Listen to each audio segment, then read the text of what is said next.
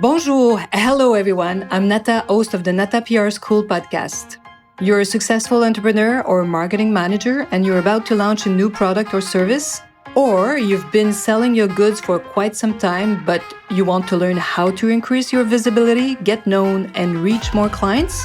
At Nata PR, we deal with real clients every day and we'll teach you simple, fun, and honest PR solutions. You'll learn easy steps to combine PR to social media right now. Keep listening and let's get started.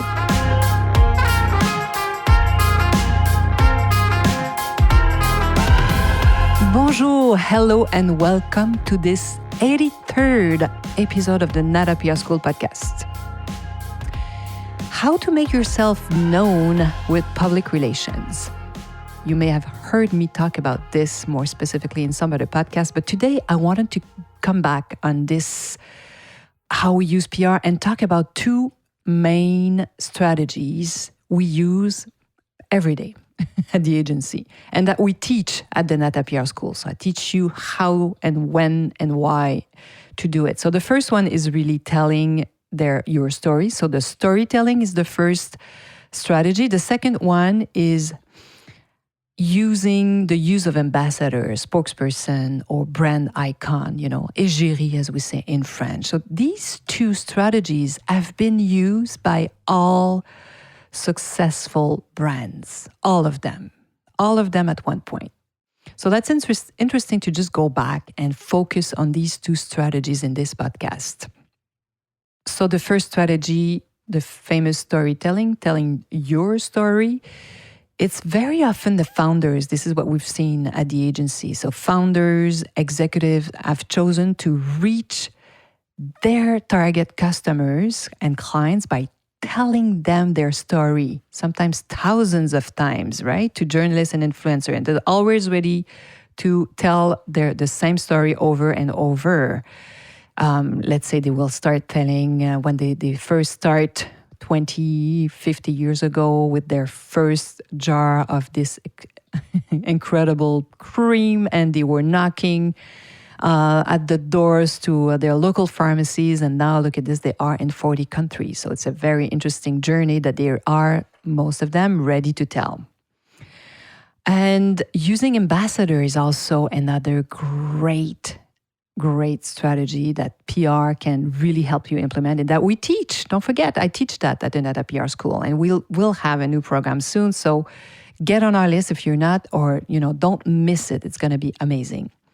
And you can do both at the same time. This strategy can be really used having an ambassador at the same time you're telling your story. So telling one story and using ambassador can be extremely successful.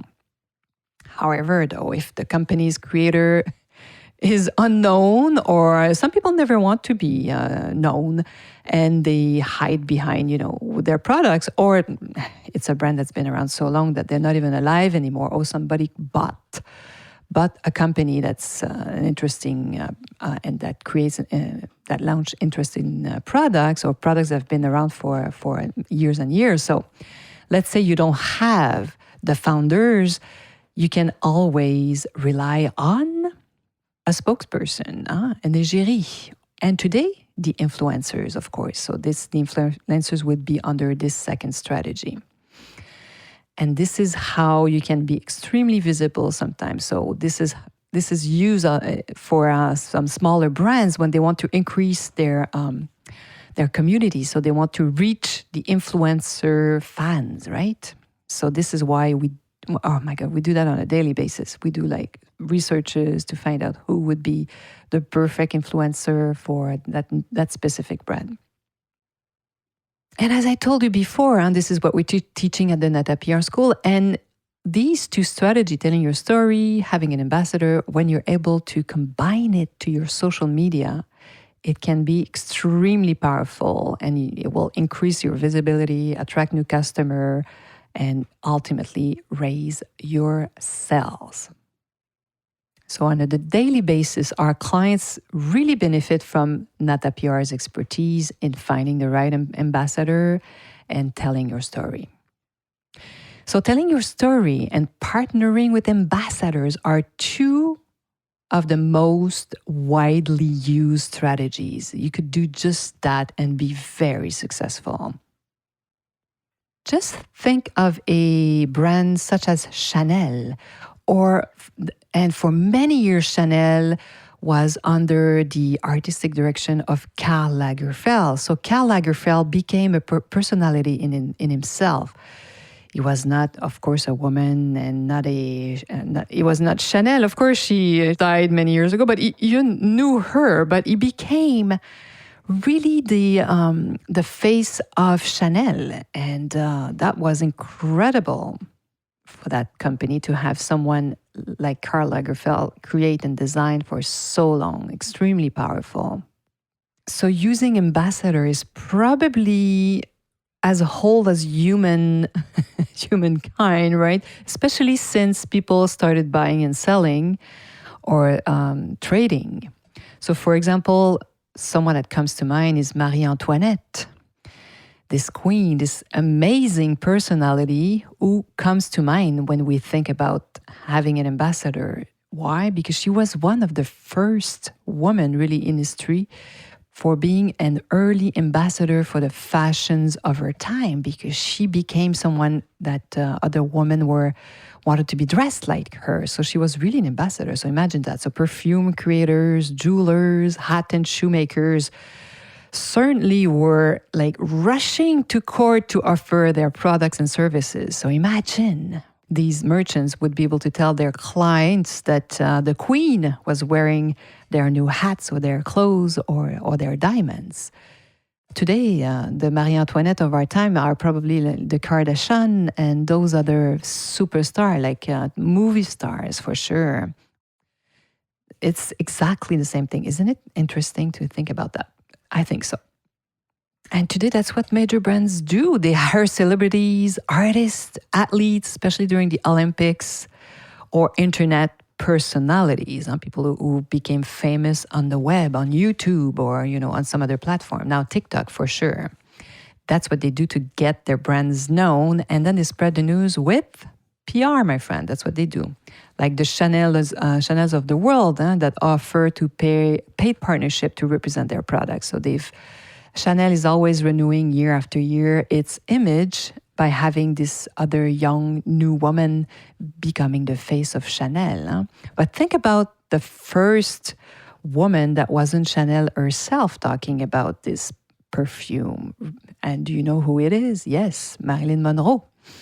When she was asked what she was wearing in bed, and that's what she said. Well, when in bed, I only wear Chanel No. 5. That quote was amazing. So the house Chanel No. 5 was selling perfume like little piece of cake after that, for sure. And it has consistently since then been partnering with iconic stars to keep this this myth, renewing it also to a younger generation for sure. More recently, I don't know if you know this young singer Billie Eilish. She's a young American. She's a prodigy who got started online. She was recording songs with her brother in her bedroom. She was a teenager back then. Now she's becoming a beautiful woman, and who needed to let's say, become new again? Yes, James Bond, the James Bond movie. She's now the new voice of the last James Bond, No Time to Die. And this is how James Bond is also renewing its public. So this is how 007 is always up to his time. And even if you think about it a little bit more, like British Vogue, not a new magazine, right? Invited her to be the cover of one of her magazine. Now she's a celebrity and she's invited everywhere, even the famous Met Gala, where everybody goes there wearing crazy garments and crazy nightgowns. So all these events, what their aim is what? To stimulate conversation, of course, about their event, their products, and of course, good causes for sure. In the episode 80, if you haven't listened to it, that's exactly what it is. So that's the second strategy, using ambassador. And episode 80, we talk about Balmain, how they were able to renew this brand through their creative director, artistic director, Olivier Roustin. And he's really a young man of his time, because what is he doing now? He's even using Netflix to promote himself and Balmain at the same time. So how does he do it? It's interesting. So there's a documentary on him. Of course, you see his work at Balmain, and he tells a bit of his story at Balmain, but the main focus is a real personal journey of his, where he's looking for his biological parents, because it was adopted when it was really young. Extremely interesting. So, those platforms can be used for that. So Netflix is also an amazing place, a documentary to really increase your visibility. And of course, internet has made it so accessible to work with smaller personalities when you're at begin, and if you're a new brand that's been launched online. So you can work with smaller influencers and grow with them, and try and see how it goes. And then you can move on as you grow, find more popular, more bigger influencers with larger community, right? With a larger number of fans. This is what really internet has made so accessible even for smaller brands today. And of course, it's the best way to tell that story, to talk about your ambassadors, is through PR all the time. Like telling your story, nothing like a press release today to tell your story. And remember, when I'm talking about the Nata PR model, the step number 1, that's exactly what you need to answer to start your press release and start finding your ambassadors, is why. Why would a journalist, why would an influencer be interested by your product?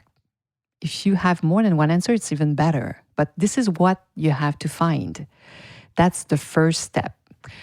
And this is what we're going to be teaching in this new program, so don't miss it. If you're not on our list, go on our website, natapr.com. You'll see this little pop-up window, and you can register there, and we'll send you some information about, and you'll know when the next training's going to start. Don't miss it. Voila. I hope so you've enjoyed this episode today, and that this PR marketing little break in your crazy day, I'm sure, crazy business day, stimulates your creativity. And hopefully, I hope you'll be joining me next week.